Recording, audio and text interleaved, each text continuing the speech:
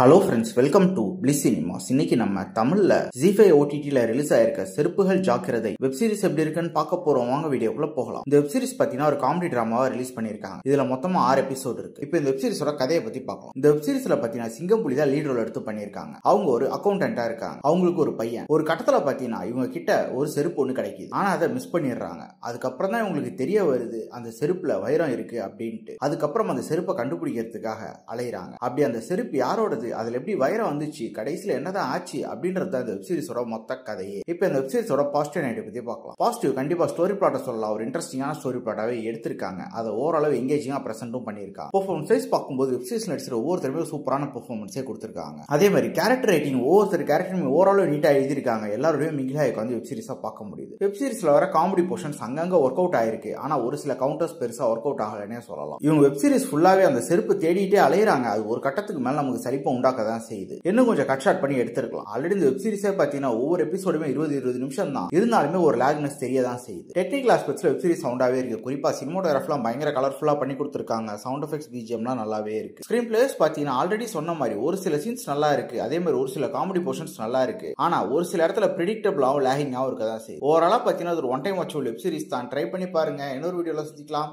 Thank you.